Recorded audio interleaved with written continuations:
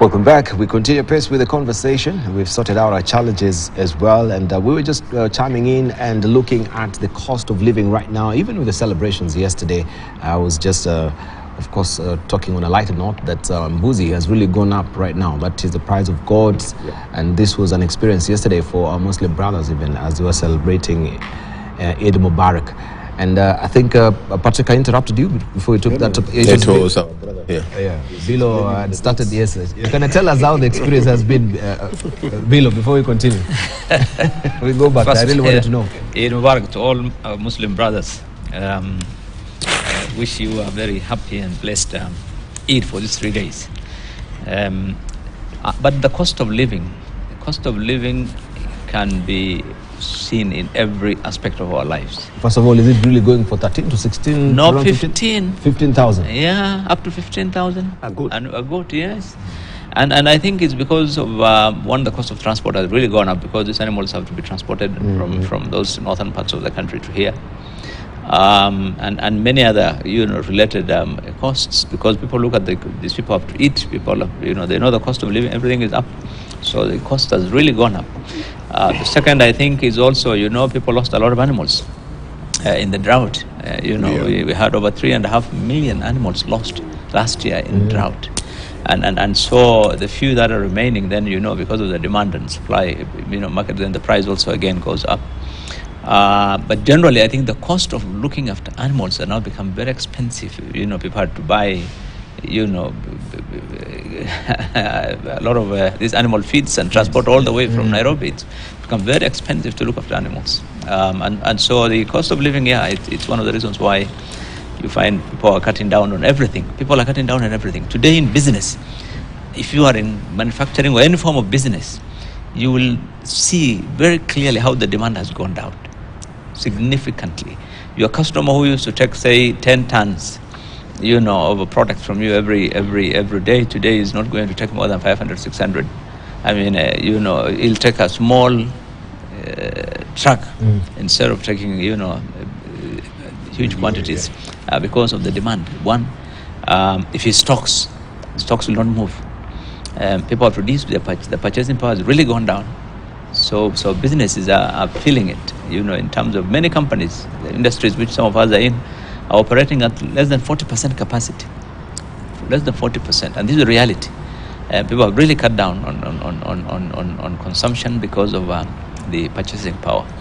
And the situation is likely to get worse. I think governments, I think our government they need to have a paradigm shift. The focus should not always be on development and on those, I think government needs to look at life, that well-being. People need to eat, people need to pay fees, people need to get medical.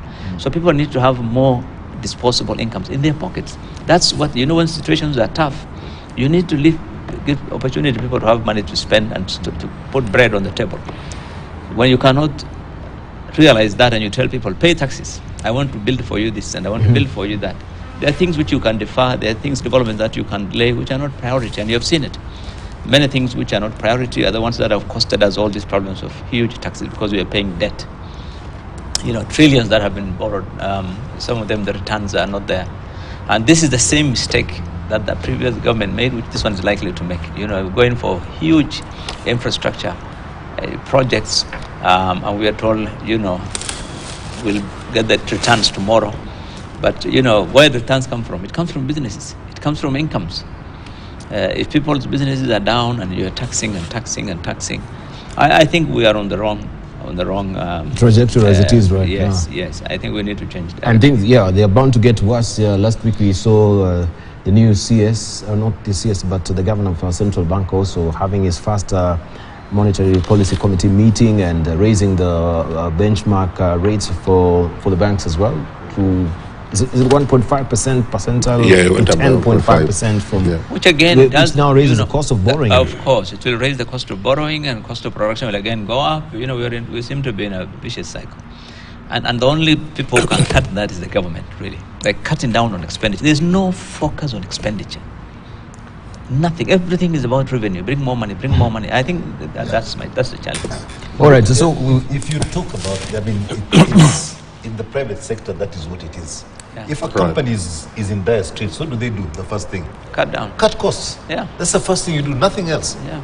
And you cut costs, you come right down, you reorganize yourself, begin to, to make stuff that people can buy and everything else. And then once you're operating more efficiently and you're delivering and people can afford things, then you gradually begin to bring people in. But right now, if we don't cut costs in this country, we are headed nowhere. But Patrick, maybe let me play the other role.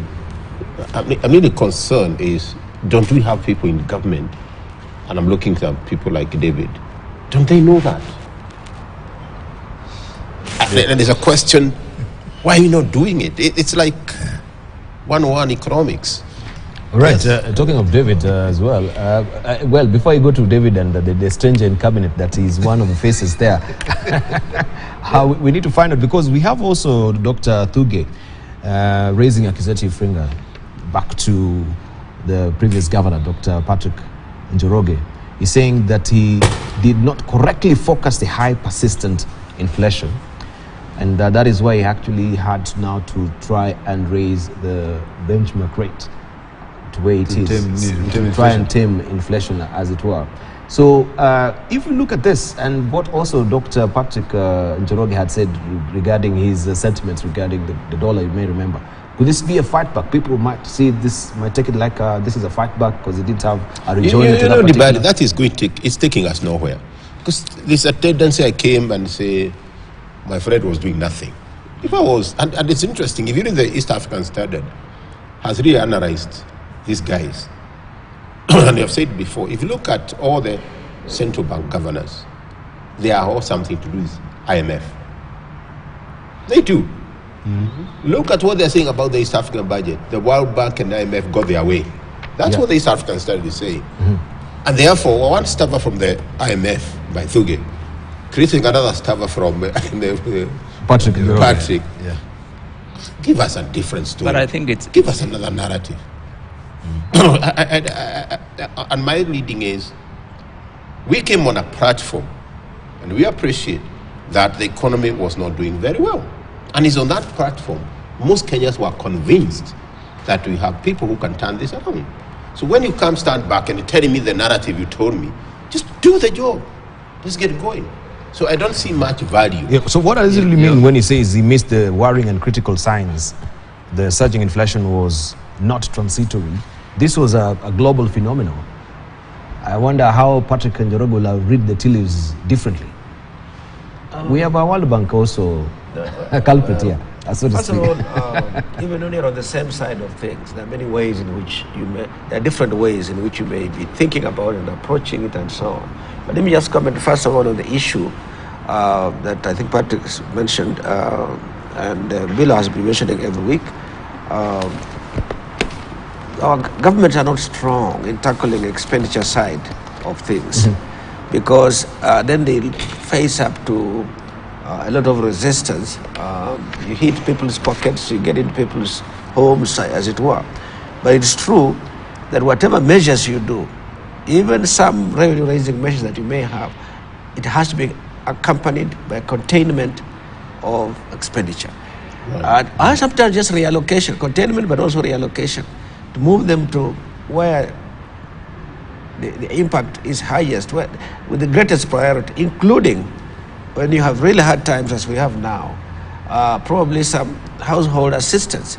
There are people who fall off the radar completely, particularly in urban areas, but I have found that even in rural areas, people are worried about dinner, literally. You get a message saying, I'm at the market, I can't go home. I need, just give me 100 shillings. If I send 100 shillings on my M-Pesa, I don't know how much it costs to send 100. So that means you probably have to transact at 200 to get this person 120 shillings or so. But these are times of real desperation. So you cut expenditure, but you might have to have some food support, particularly food. And that's why even in the rich countries, food kitchens, soup kitchens come up. And people come from work, they pick up their soup and they go, people whom you didn't expect would do that.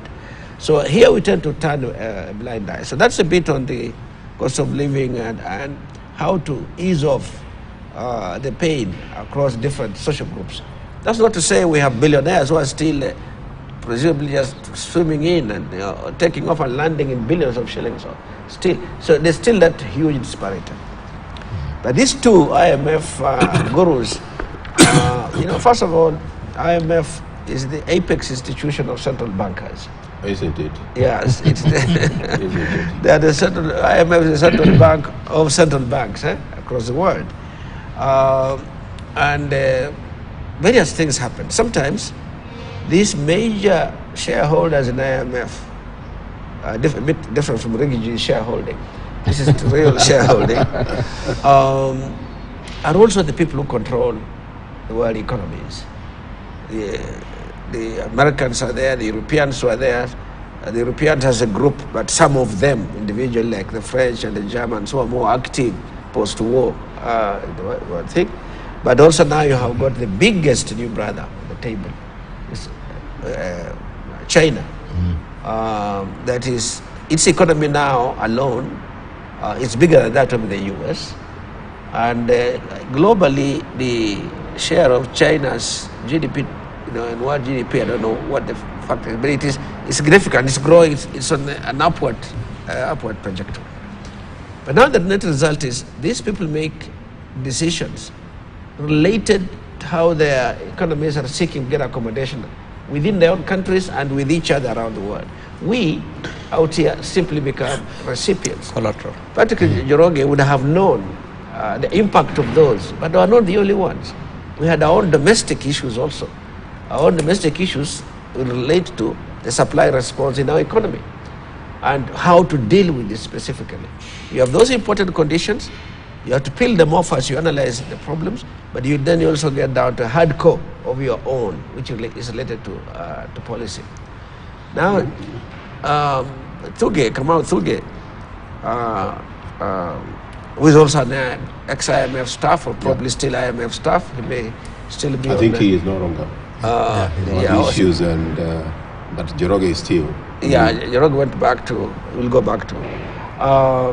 And they may have difference in points of view, because some of the things, some of the impacts of the policies that are taken have consequences that are still debated. That the consequences are not settled even in economic theory. So you're coming from different directions on this issue. Now and I also think that our database is either inadequate, but it's also never shared. Njoroge was not a man who went to the press often. Kamau maybe will do that, Thuge, but maybe he's also just doing it to stamp his new authority and so on.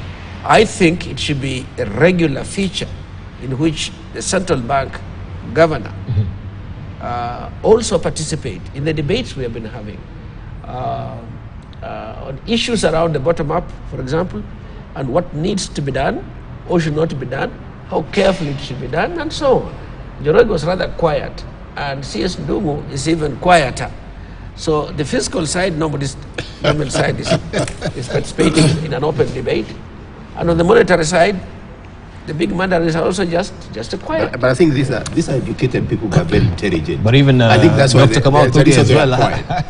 Well, the reason we put them there is that and what they want to really say. say. Yeah, sorry. Because the sentiment might sway also the market. They do, but now you have to come out and manage those market fears by how you communicate. Yep. Yeah. Absolutely. Precisely because of that, what you say is important. So it can't be reckless. Right. No. It has to be considered. How do you build confidence in an economy? Yeah. It has to be the utterances of two people. Yes. The Treasury and the central bank. And then governor. The two of them together. The most critical. They have to talk a language that people will read between the lines and see that below all that rhetoric, there is some synergy in terms of trying to restore the economy. Yeah? And if they don't speak the reality and and they've got to be very careful what they say, because you've got all these analysts here who can, the fiscal experts, the economy experts. When you say something, they'll be able to analyze it in detail. And there are companies, and the market will respond appropriately. Will respond immediately. Yeah. Right. Milo. Yeah. Two things I want to say on this. Kamau Thuga, you know, has been in Treasury for the 10 years that the KK government has accused the previous administration of mismanagement of our economy. He was the most important person because he was the principal secretary in Treasury. So if there is anything that has gone wrong in those 10 years, he's a key player. And you expect the same person again now at Central Bank to do things differently. This is some of the things you can't understand. The second thing is that our inflation, you know, true, there is impact globally, for example, of the increase of some of the imported foods, you know, and the goods that impact on our cost of production and the prices and so forth. But a lot of it also had to do with the drought, which made the cost of living very expensive. And so when the previous central bank, you know, the policy was because the economy was depressed, and they wanted, you know, to increase aggregate demand, so they allowed you know, the rates to go up, and so that people could have more liquidity and more money. But what Thuga is saying is that the opposite should have happened. Tighten the liquidity, and so that way control inflation. But you know, one of the things that has become a trademark of this government is blame game. You know, you know, blaming the previous administration for all the wrong things. But I think in my view, they need to really look at the circumstances in this country, because 80% of our economy is still based on subsistence economy, based on local. You know, and so we have challenges, which I think, if you ask me, probably the previous central bank governor's diagnosis would be more accurate than what Kamau was trying to. I watched him trying to explain, you know, and saying, you know, but it's one thing to say, you know, the previous, but this has been a common thing now. Every minister or everyone who takes over position says, you know, the previous guys had done things wrongly. No, they say. Not knowing that a year, 2 years down the road, you will still be. It will be your turn to explain what you're doing. You know, they say. It seems this narrative is running through. You know. Correct. We say to Alihadohoru. But picking on there, if you notice something interesting, if you are going to be the head of World Bank, you must come from the US. Of course. You can't come from another country. And IMF is Europe. If you have IMF, you must come from Europe. That tells you a lot. You can't come from China or any other third world. Or more likely French. Yeah. But the More point likely. I like you raised, Bill, our economy. Over the weekend, happened to be in Salem. Salem is, you're going to the Nandi, those areas. You see the maize, amazing. I'm like, these guys, they cannot even finish this kind of maize. And my point was, or rather when I looked at that, what is the possibility of distributing this food within the economy itself? They are productive sectors, parts of this country. But we find that the others, the issue is just, to me, very logical, transportation issue. So they're still within ourselves, this distribution. There are still areas which are very productive. But the point you are raising, here, yes, people are demanding less and less, meaning people are going hungrier than yesterday. What are the downside of that? You're actually creating a time bomb. And unless we diffuse it, you get yourself into problems. But looking also at the Daily Nation, I think it's very telling on where we are right now. More Kenyans fail to pay back loans. The government is spending on development also as its lowest in 8 years. So that means also the spending side from government, it will be tamed. There will be a little. But do I pay the loan or buy unga? No, that's a question. And those people are very rational. When they sit there, the kids are crying. Do I pay the loan or do I pay unga? It's obvious. I'll pay for the unga. And also, it's a financing strategy. What he is putting it in this very dramatic comparative terms, which is true, that you decide, for example, in the olden days, what we found, I used to work with the Agricultural Finance Corporation on the research side. What we found is that those who who are supposed to pay back loans, always analysts have said, if I pay back, if I part with, let's say, 50,000 shillings of my liquidity to pay back a loan, how much will I pay when I go back to the market to finance the next segment of my cash flow requirement? And you find that, oh, I can pay this back because the interest rate maybe is 10% or something, but when I go back, it looks like the interest rates are 13, 14%. They withhold. There's going to be a penalty, but even adding the penalty may not add up to 14. So the money recirculates within the households or the enterprises, at least the medium one. The small and medium enterprises. But I guess even the large ones do the same. So when you get movements like this, people, the loan repayment going down is also because people are saying, now if I go back to the market, what am I going to be paying? So I'm not going to go back to the market. And managing arrears in an enterprise is one way of funding. Yes, you withhold the money that you'd have paid back. Mathematically, it stays within the system, and you circulate it. At an opportune moment, you can go back, perhaps, and avoid liquidation and get you restructure. Yeah, you restructure it. In the meantime, restructure whatever it is, and you renegotiate to do whatever it is. But in the meantime, you survived. And you clear name with Like SLB.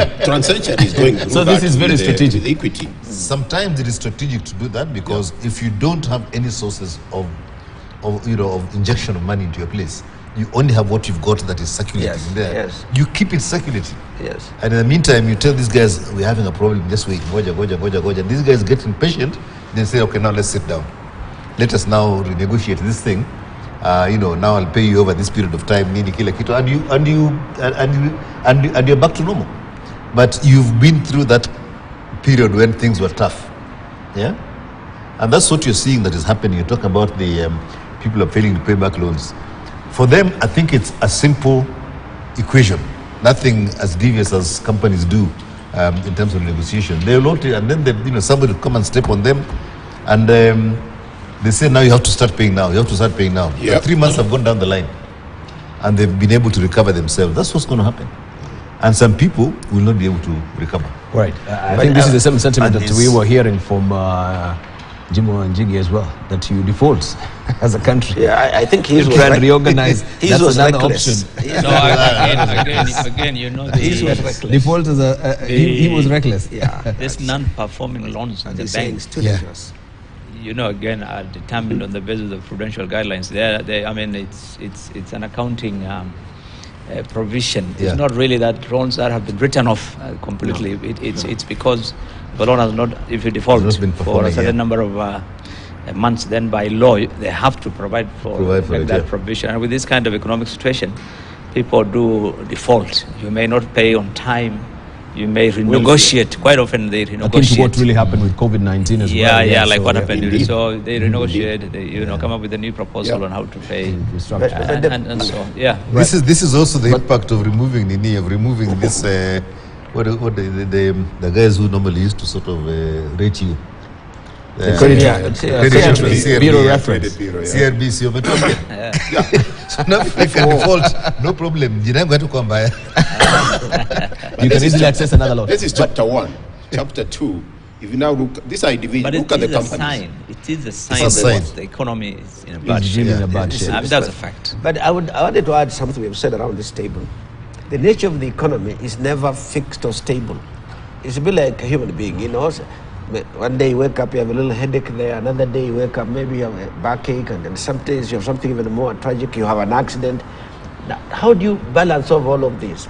That's why it's important on the monetary side, for the central bank, and they do influence the economy substantially, must speak out. There must come a time when they're publicly saying what it is they're doing and why. And then the guys in Treasury must also be speaking out and saying what it is they're doing about it. Then the presidency will have its own view, how it's going to navigate the economy out of this view of this person here, this view of this. They can't be quiet about it. That must not be the case. There's no country where things are just running smoothly. No. It's the actions that are taken to stabilize. But to credit also the CS Treasurer, he has spoken. And when he was freshly in his office, he said there's no money in the coffers. and this is the reality on the ground. Money will not be disbursed to the then he must counties. go on and tell people. Civil servants at the will not get same their time, salaries. he was saying, there's a disconnect. What he's saying is right. You see, what they should be moving in the same direction, these three institutions. But you can see the disconnect so openly. When Ndungu said very clearly around February that, look, there's no more headroom for borrowing, the situation is very bad, what did the presidency say? They said the economy is now stable. Everything is now fine. When the central bank governor says, about the dollar situation and so forth, the presidency says, no, it's going to go down to 120. I mean, and so there is a disconnect. There is a political aspect of government that speaks to the gallery, that speaks to the propaganda, and there is those guys who are dealing with the realities on the ground in the economy, the central bank and the treasury, who can see what's happening. They have to pay bills, they have to pay loans, they have to manage the liquidity, they have to manage and they see the situation is pretty bad. But on the political side, they play a different game. So things are rosy. We are doing very well. So that's the thing which is misleading. And this is what contributes to many of these loans in African countries. Because the presidency quite often looks at the politics. He wants to spend. They want to, meet their pledges. They want to please their voters. So they will do things which really are not something that you can think of doing if you are in the treasury. Because you can see your situation is bad. But the president says, I want a road here. So can you look for 10 billion? I want to do this. Can we get 20 billion? This is the challenge. And we have an executive, or if you will, we have a civil service where the debate is not dynamic, where people do not speak out and tell the presidency, no, this one is not practical. This is not so. You're looking at your employment, you're looking at your salary, you're looking at so many other things, and you just simply do what you're asked to do. If you don't, you're shown the door. This is the challenge we have in the government. But it's curious. If you go back to the old days, when the pronouncements were not done at the top level. Correct. It is the civil servant, the person Correct. who used to say, decisions come bottom up. yeah, we are going to do this, we are going to do that, and this is what is going to happen, and they announce. Yeah. When there's an issue of sort of trying to calm the political waters, these guys come and say, now, you guys, we need to do something different. And they discuss. And then the politicians come out with what they need to calm the waters with. But the running of, the fiscal and whatever it is, and the whole running of the treasury and all that was done at that level. But and these people that leadership, were technics. Patrick, Yeah. even when you are a chair of a board, you don't go in the committees of the board. No, you don't. There's a fallback. So they talk, they decide, then you are there to go. But if you are now the player, you are everything. The style is the management style. You see, Absolutely. decisions in government need to be bottom up. Let the technical team in the ministries make they do look at the technical aspects. They do all the analysis. They do everything. They bring it up to the ministerial level. Then it goes to cabinet. Then the presidency takes over and decides. But now we have a situation where all decisions are top down. President says, I want this. It's communicated now. You guys are supposed to do that. That's why you find under the last administration, you remember, I saw one time the newspaper analyzed that, hundreds of presidential directives that have been ignored because they're not practical. You make decisions up there, when it goes down to the ministry, this thing is not practical, and so it's not going to be implemented. This top-down decision-making is what is causing some of the challenges we have in the economy about huge borrowings and, all this crisis. The fiscal deficit in this country has actually been created by those directives. Correct. But how did we fail to pay in 1 month? Then we have been paying. What could have happened in April? You come 1 month, you can't pay the public service. Now we are paying. There's something. We have worked, we have done everything. We have done now. We have done, the coffers are empty, now they're full. We have done our bit, we have done the magic, now you can pay. Okay. Okay, still on these bank loans as well, because there is, a measure of trepidation on whether the people who are servicing loans at the contractual agreement they had with the bank, that is going also to be affected with the current rate that we have. So if I took a loan and I was servicing it maybe at 9 or 12%, that can be affected. The percentile can go to 13, 14, 15%. I think when you go back to when there's turbulence like that, and it's a turbulence that cuts across the whole country, all the financial institutions will be hit the same way. And what will tend to happen is that they will readjust. They will actually themselves realize, especially with this, with the rules that you have to, you have to follow. They will offer solutions, because otherwise your books will look bad as an institution. So at a certain point, if your non-performing loans go up, you have to do something about those non-performing loans, and you can't start foreclosing on people who have nothing. Right. Yeah, you can't foreclose on people who have nothing. You don't want to foreclose on your clients. Yeah, exactly. So you will have to restructure a lot of the stuff and talk to people, and you'll start with the top coming down, because the big guys are the ones who are going to affect your books, and the Patrick Obads who have borrowed, $500,000 here, $1 million there, and all the rest of it. You can even go to the extent asking yourself, are they making sense in my balance sheet? My balance sheet. Yeah. But that's So if you've been said, remember, there was a time when there was a moratorium. They put a freeze. Yes. Yeah, I think it was about 4 years ago, when there was a freeze put on interest rates or something like that. Right. And then eventually, once things got okay, then they said we unfreeze it. Yeah.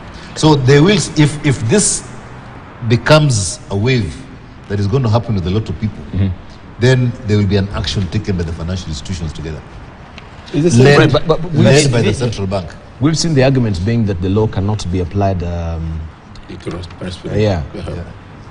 retrospectively. But we've seen also previously the banks readjusting also the interest rate. Even if you're paying your loans, they tell you get a note, or now the benchmark rate has been raised. You have no option but to. Yeah. And then that really affects your servicing of that particular loan or mortgage as well. So are they also in violation when they do that, because you cannot apply this current law retrospectively? No, but you see, let me speak from the perspective of commercial banks, for example. Commercial banks are always adjusting their books continuously, irrespective of these public pronouncements. And because the interest rate is a band, it's not usually one. Meaning that the same space, the five of us sitting around this table may be paying different interest rates on loans that are fairly similar. It's not the same. What they offer you is not the same as what they offer him, but we're in the same band.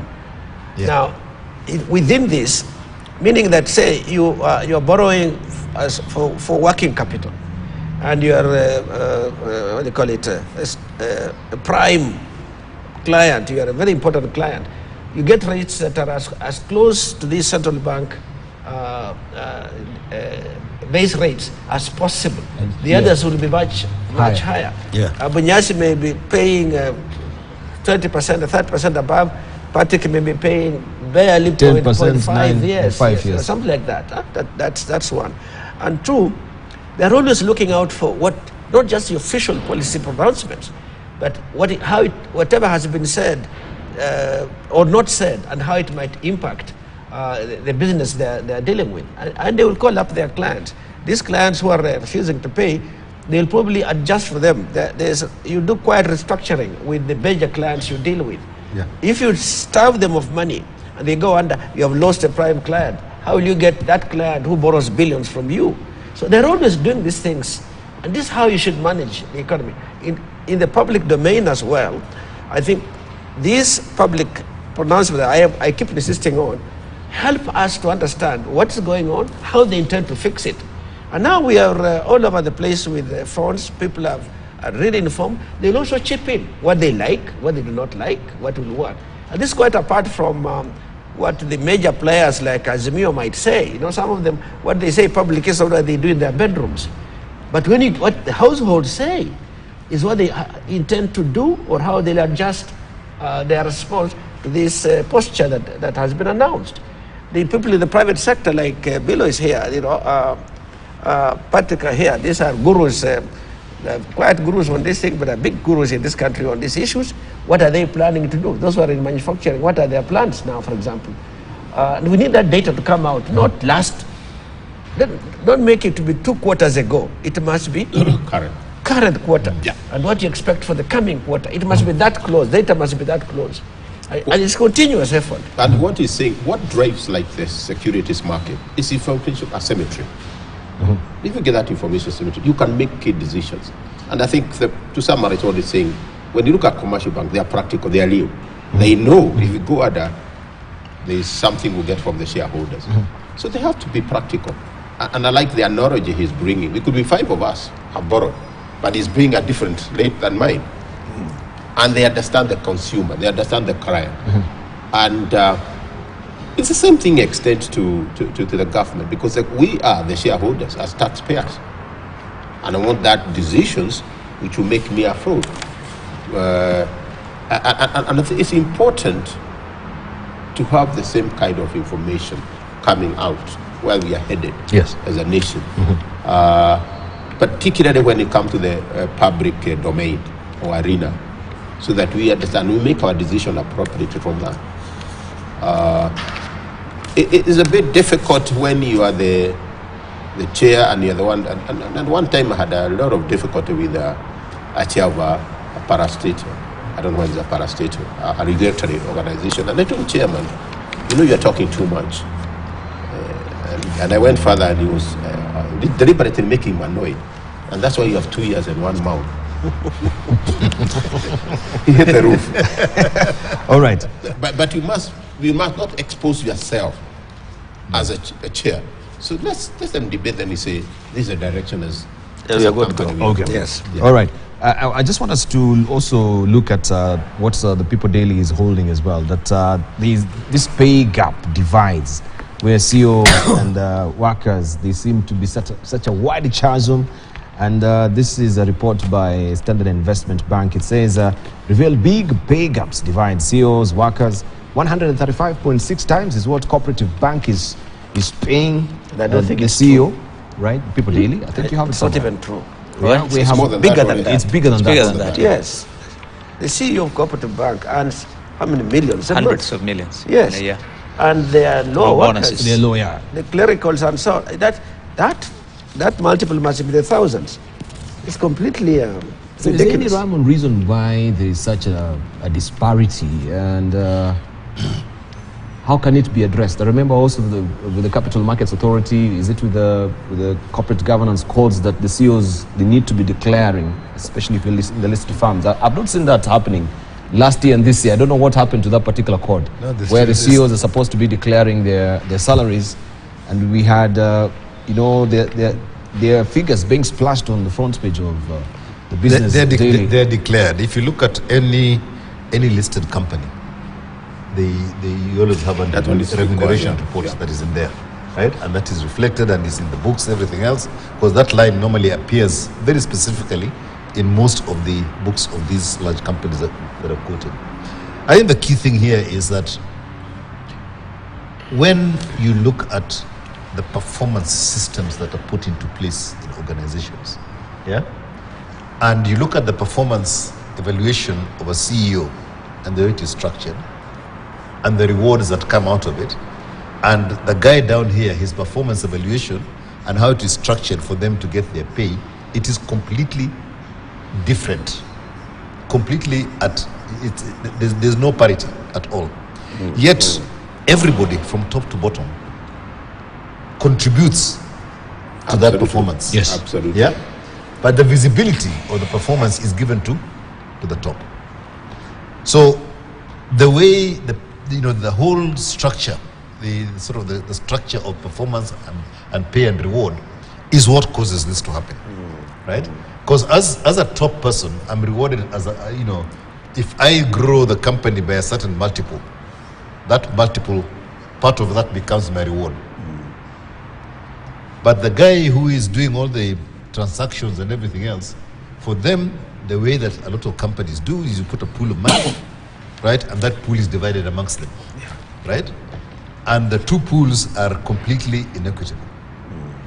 Yeah, in that kind of thing.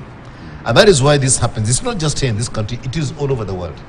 Yeah, but There was a company in Silicon Valley, right, which was very different, and it was very successful. Yeah. They actually said, you determine your own pay, right? This is the amount of money the company is making. You as a CEO. No, not the CEO. Everyone, Every department. every department. Yeah, so they had about six buckets. And so they all got together as the leaders and they said, we are going to make so much money. So much needs to go into our running the company normally, in terms of the business itself. But the profit that we make out of that, so much will go into shareholder funds, so much will go into development, etc., etc. So they packaged everything accordingly, based on the turnover and the profits and so forth. Now every group sat down and decided their salaries, and it was based on the performance of that bucket.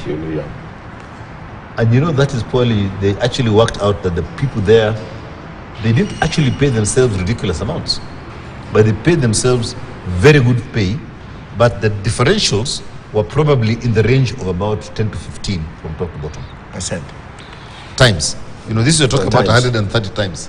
Yeah, even this. So yeah. Even in Africa, Yeah. the highest is only in South Africa, is where the difference between the CEO and the lowest paid, even in South Africa, is around 40-50%. Yeah. You can't find this. This only happens in Europe and America. And America. In the US is where it goes up to 400% Percent. because of the way the CEOs in those countries, that country is paid. And even in Europe, it's about 100 times. But the US. So I think we seem to have modeled our executive pay more in But Europe and surprisingly- Western systems. And I had to be one when I was a CEO. And interesting, I used to go pretty early, and I'll be there by 6 latest. And I used to meet this lady, a sweeper. And I used to ask myself, if she had not swept this, would I use the restroom? This morning, we came and got this tea. But somebody is helping in terms of, you take this tea, you have another way of looking things. You are. This lady walking here is something she's doing. Everybody is contributing to that institution.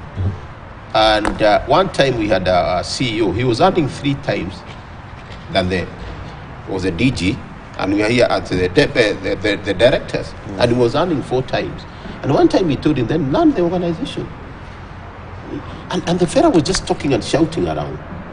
So, but that approach, which Patrick's saying it, this is a cake. If you bake a bigger cake, we'll get more.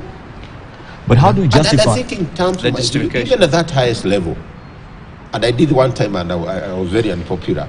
It was issue to do with the allowances or health, I don't know what, medical. And I said everybody should get the same medical allowance. In fact, the lower ones who didn't move, they are more vulnerable. And the board was not happy with that because of bed members. But there are things, even transport. So there are things you can work on. And it's all about appreciating. If you ask some of these drivers, what do you do at this bank? They say, I drive the Mudos home and bring him back. He'll never tell you about the vision of that company because he doesn't see that company. Or what he sees that guy because of the kind of money the fellow is having. However, I think it's important to distinguish between bonus. It's important to distinguish your return because of the dividend, because of your investment. That's different. I could be the CEO and maybe having a certain amount of shares. But it's controlled also. You cannot go to a certain percent. I think it's 35% or something like that. But in terms of pay, reducing the parity will make a lot of sense. Let me. Pay includes here. The executive pay includes the bonuses, and it's about management. It's not about shareholders or dividends or whatever. It's executive. But I think these things depend also on your responsibility. I mean, the responsibilities of the competencies, the skills required at the executive level and management level. At the CEO, who's responsible for the strategic direction of the business. He has a budget, he has a target set by shareholders, he has to achieve a certain. So I think the responsibility and the risks and are quite high depending on what you do. Like if you're running a bank, and you'd expect, you're expected to make decisions that will make sure that bank is profitable and has returned a certain amount of returns for shareholders and so forth. That's why you find in the same industry, one bank is making billions, another one is making losses. So it's all about the people who are running the bank. So the executive pay sometimes is based on all that performance. If you are doing very well, the shareholders are happy, then obviously then you get compensated. But not these gaps, Bill. But not the gaps you're talking about here. So, but yeah, the gaps. anyway. That gaps. How can we let bridge me also it? add something. That when you look at... Can we hear from Bunyasi as well Yes, before you thank go? you. on? Let me just put Finally. this maybe the issue of the number of layers you have in a company. That also, The right? layers. Yeah, if you have a lot of layers, Yeah. then you have this kind of stuff happening. Yeah. Right? When you get to much simpler structures in a company, the pay difference is much smaller. Much smaller. That's what I Actually, wanted look to at talk about. Safaricom and the So kind the of honor money they growth make. also really affects. Yes. Yeah. Okay. All right, Bunyasi. Yes, thank you. I was just going to say that particularly in the situation in which we are mechanizing increasingly, you got these banking halls of commercial banks, they're empty. And the reason is, what can get done without the numbers of people that they had? So each person, in a sense, has now higher productivity, so to say, than previously. You would expect that these differentials will come down. And even if they're due to executive compensation bonuses, you have to go back to what Patrick said earlier. It was contributed by the rank and file of the workers. And even there you find, say like in corporate America, but I'm sure it's generally true in big companies, when there is a huge bonus, even individual, each of the workers is getting a bonus related to the global bonus that the company is making. The CEO will get a bit more, big chunk, and you see those, then he becomes a shareholder by virtue of these bonuses and earns dividends by virtue of these bonuses. So it's just part of the compensation that they get. But when you have these kind of large differentials, the risk here is that you really, the lower cadre of this, the lowest cadre of this, have got barely a living wage. Or they might, like in our case, barely a living wage. And that also affects the productivity of the company. And in areas particularly where trade unions are strong, they might say, we're not going to pay anything outside of the collective bargaining agreement that you have got. So others are getting increments. The unionized ones are waiting to negotiate their package when their time comes.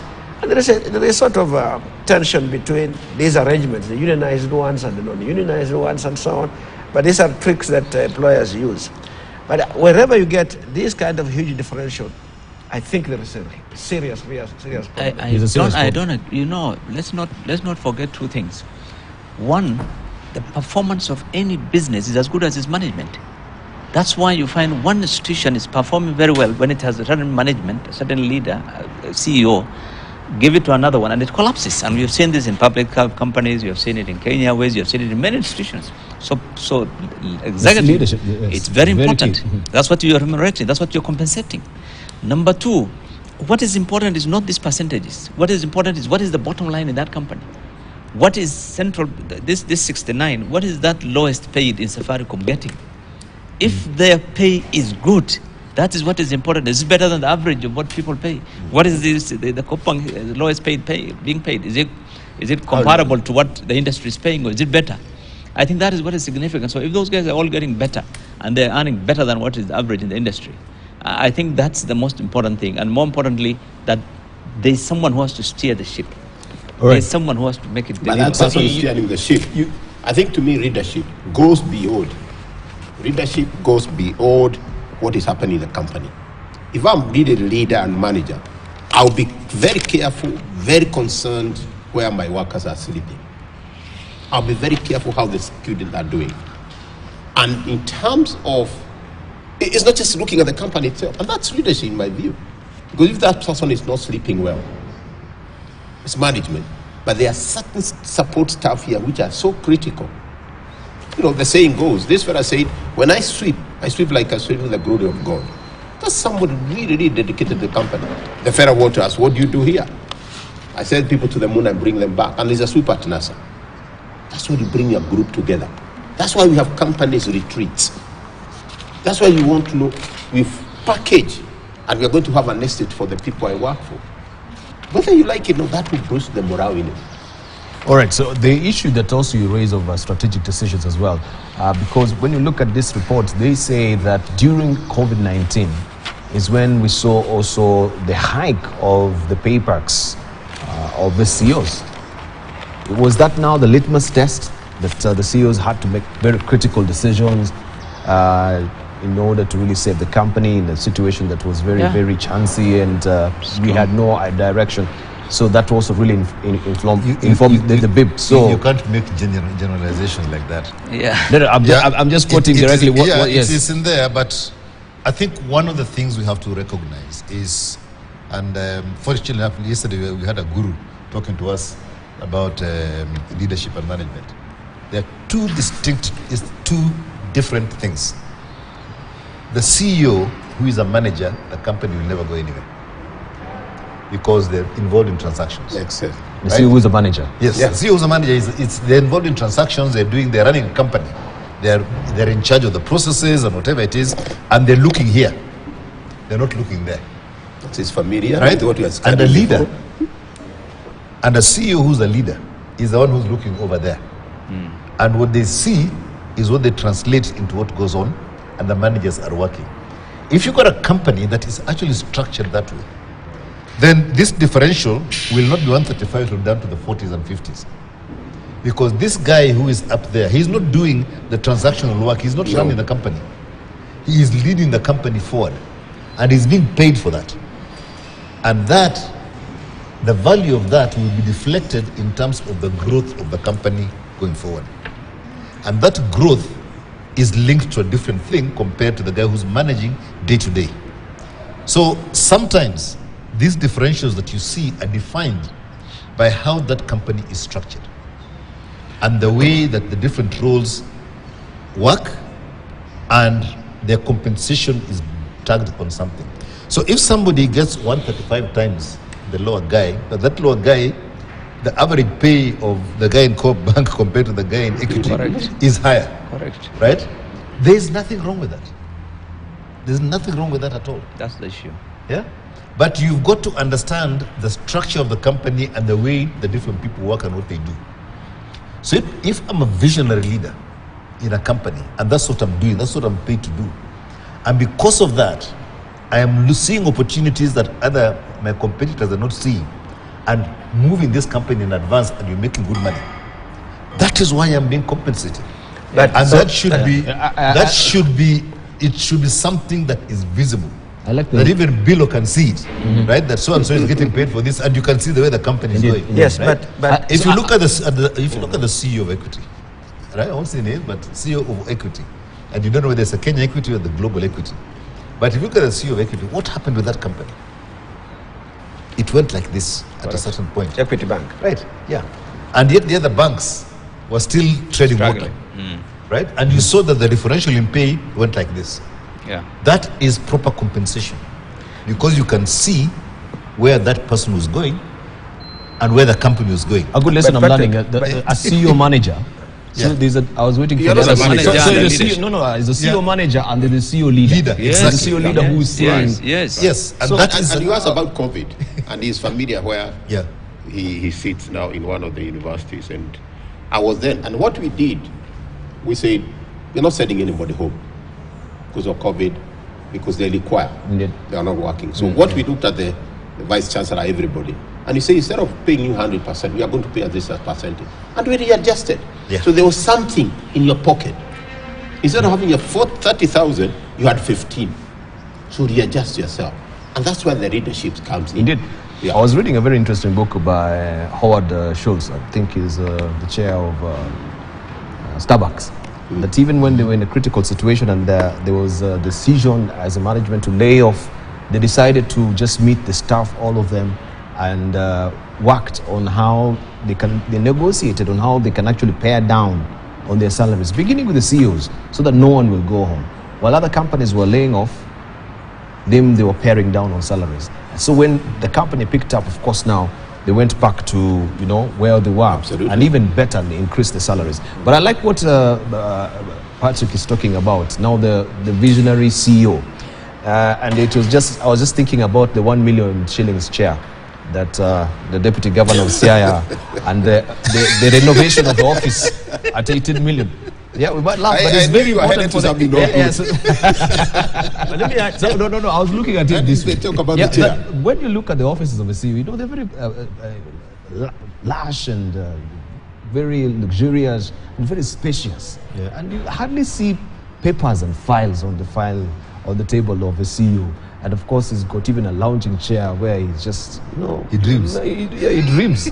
You're paying him to dream, right? So why would you castigate the 18 million renovation of that office and the lounging chair also that can massage him so that he can dream for the Sierra County? No. On a lighter note, You got, that is now the visionary leader. The dream is the one that will bring that chair. You don't get the chair so you can dream. But how will you dream if you don't sleep on a proper mattress? You sleep need on a the proper mattress for you to sleep on the dream. job. Yeah.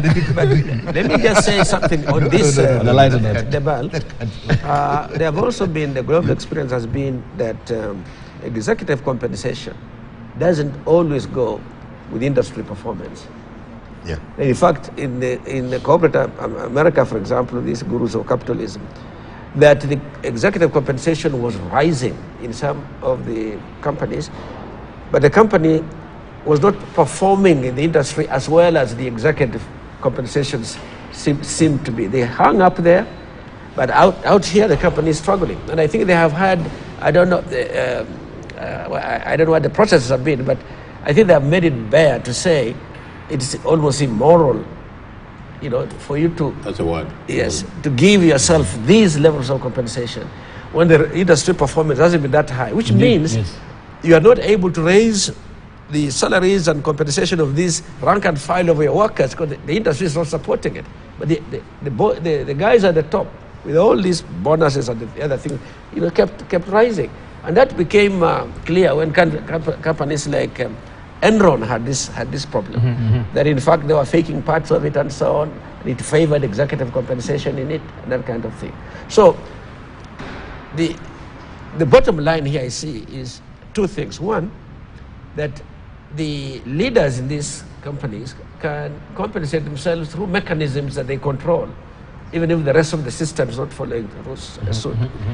But as you look at these differentials, what I see as really critical is, and I think Bilo mentioned this, what's that level of compensation? You are 136 times more.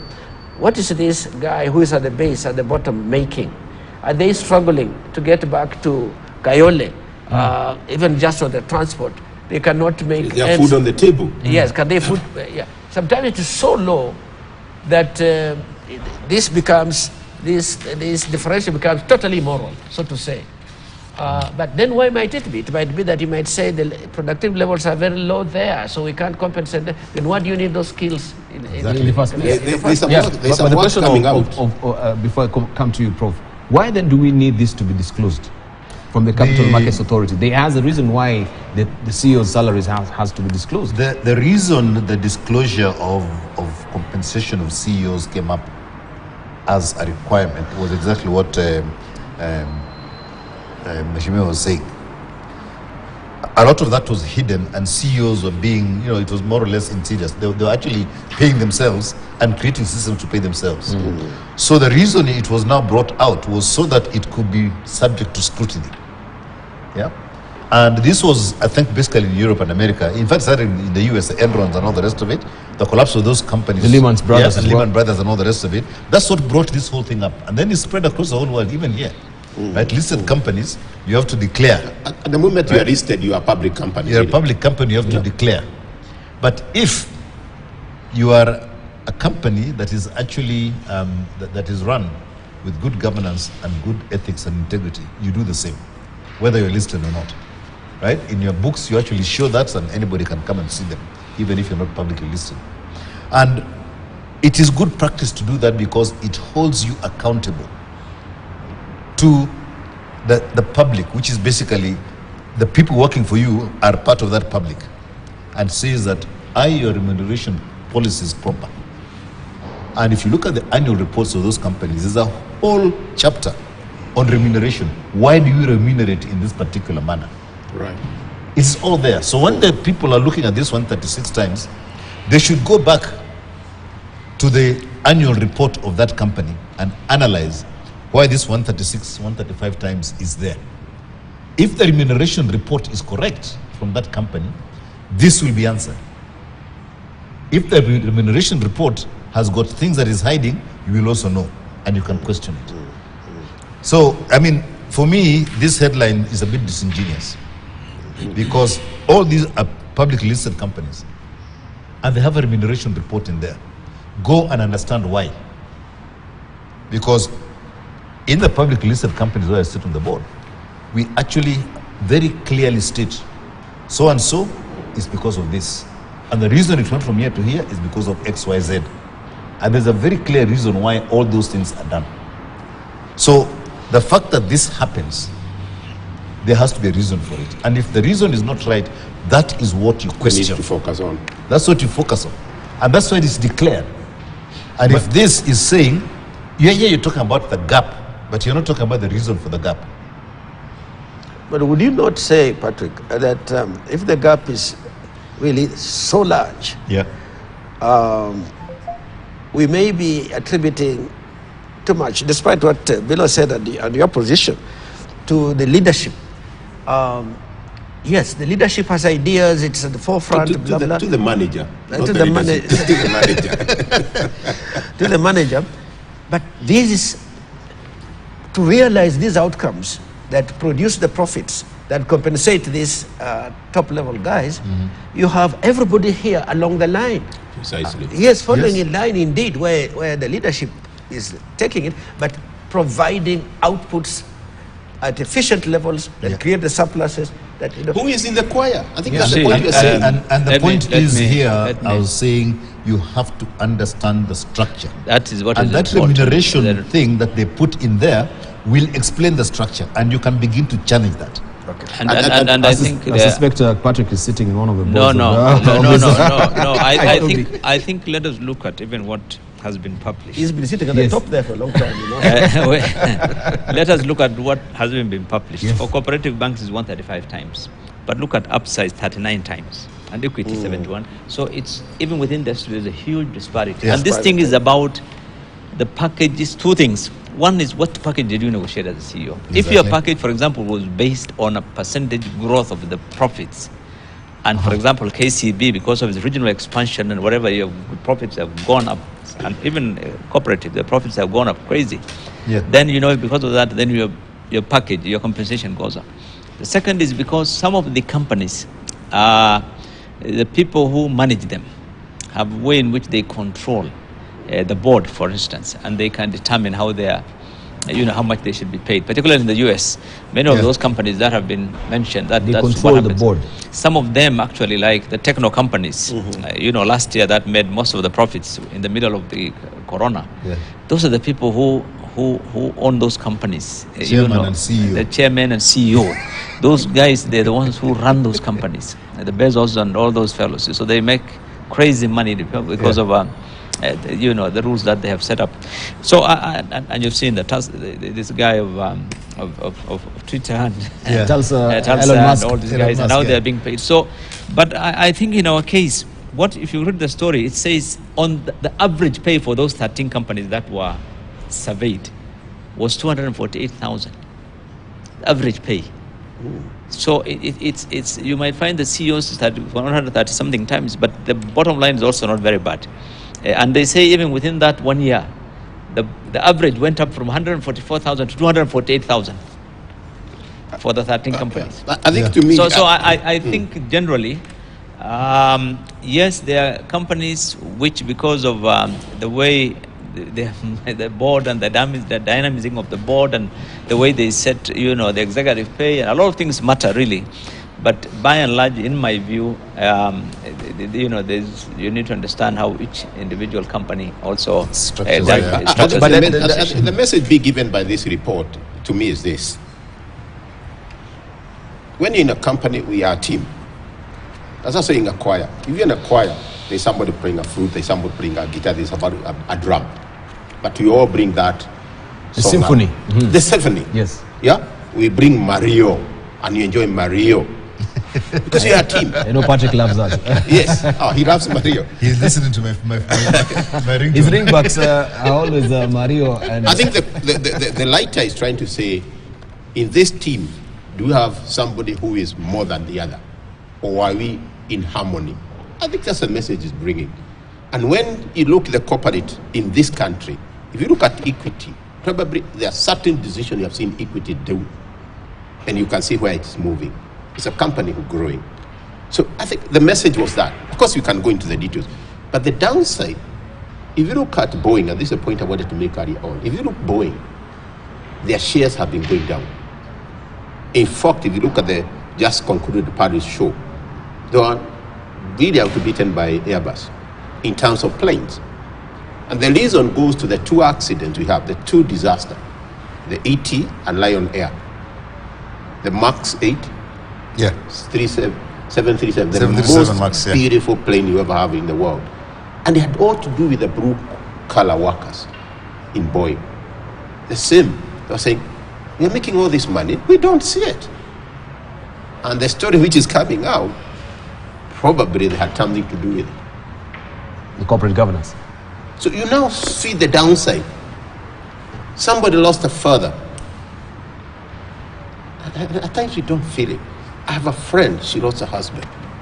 She is going through hell. Just because somebody was greedy.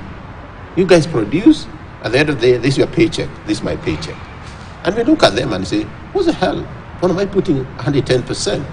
You know? And that defective system had been raised. And so this guy is trying to tell us we are in together as a team, and that's what CEO leadership is all about. I don't get mad, but why this gap? Why is this so huge? I'm not shocked when you look Safaricom, you look Equity. But let me just pose something on that. Why is it that these government-owned institutions are the ones with the largest disparity? Is it a coincidence? It's Cooperative Bank and KCB, and the private, private sector ones. Yes, it's the manipulation by the CEO. The manipulation. Yes. You're going to head one. Tell us. That I think there's something unholy about this. The way I see it.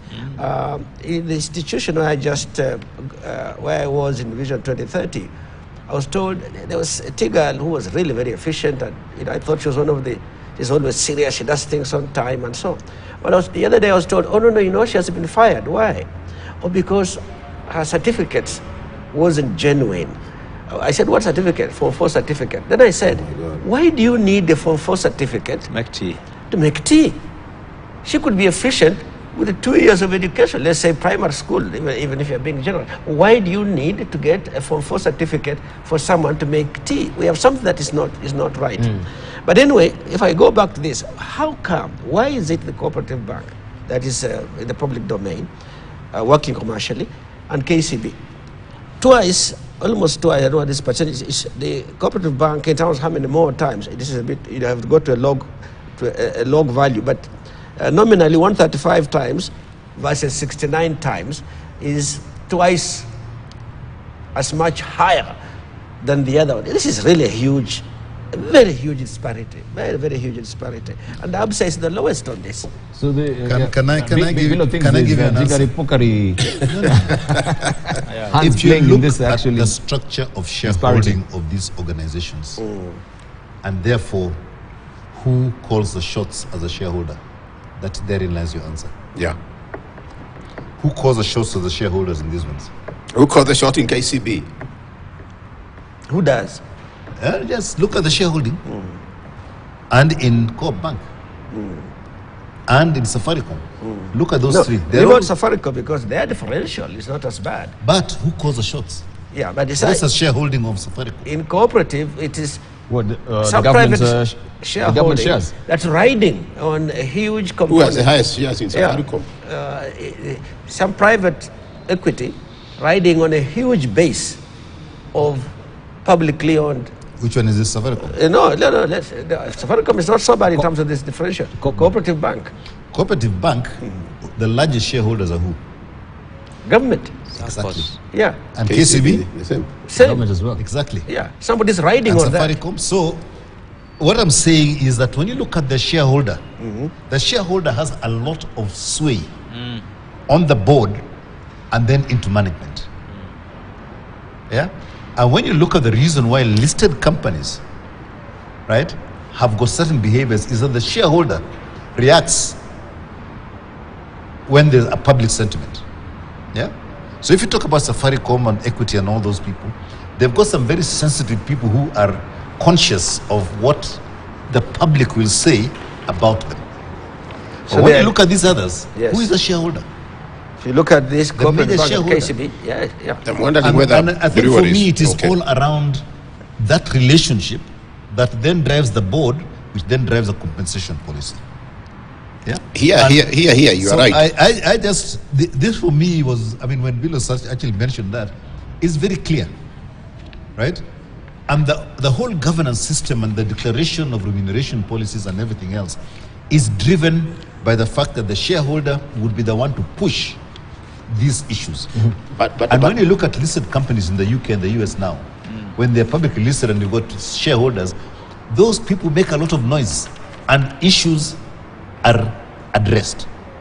And the three of them, which are in the 60s and whatever it is, those lower ones, are more or less on that But side. Patrick, you have the answer. On Yeah. page 4, Yeah. and my mind was going, why is breweries? If you go on page 4 of Yeah. this report, Yeah. it says that BAT, Which one are you looking at? the, Same- the people, People daily. People daily. inside the You have a paper. copy of page People 4. Daily, Yeah. don't you? Yeah. the second column, you go down there, the last paragraph, BAT, Yeah. Kenyans. Kenyan and East African breweries. I was Yeah. actually looking for Eastern breweries. Yeah. Had the lowest Limited pay gaps. had the lowest pay gaps between the CEO and average employee, with Yeah. CEO earning 4.7, 6.3, and 17.6 times. Is a shareholder. That when you look at, that's why I come and talk to you about the shareholder. They have a very, very strong influence on these things. So when So, but in government the is the aspect of shareholder, corporate governance and the shareholders, Yeah. then is there a violation? No, it's just When you're looking at the, I think the Mongozo Code. I mean, I think the codes and everything else are as good as the people who apply them. And let's be blunt about that. You can have the Mongozo Code, you can have all those things, but the people who apply them are the ones who will make these decisions. That's why the shareholder is a key thing in terms of these disparities that you see. And if the shareholder allows that to happen or makes this happen, this is what you see. Absolutely. I think we've beaten that to the ground right now. But there is new development, and Senator Bill Okero, you'll tell us, because we still need the 1,000 chair. Don't forget about it. To dream. the 1 million chairs, yeah. The So 1 we'll come and million dream in the chair. morning. I think that would be a good one. Yeah, at least you dream and open up your mind as well. But Okia Omtata has moved to court with his co-petitioner Eliud Matindi, Michael Kojo, also Benson Otieno and Blair Oigoro, and wants the Milimani High Court to quash the law on grounds that that is a finance act right now, that it is illegal as it was approved by the National Assembly without the consultation of the Senate. They argue that Speaker of the National Assembly, Moses Wetangula, violated Article 109, subsection 3 and subsection 4 of the Constitution by causing the Finance Bill 2023 to be considered only in the National Assembly, yet it is a bill concerning county government. Well, they talk about money bills, and this is a preserve of the National Assembly. This is a question I was raising here with the legislators, and there is need to, of course, look into this, and I'm glad that he's moved to court, because also county is affected within the finance bill itself. You'll tell us more about these particular articles. Should we review them as it is, and will this particular petition hold sway? We take a short break, don't go away.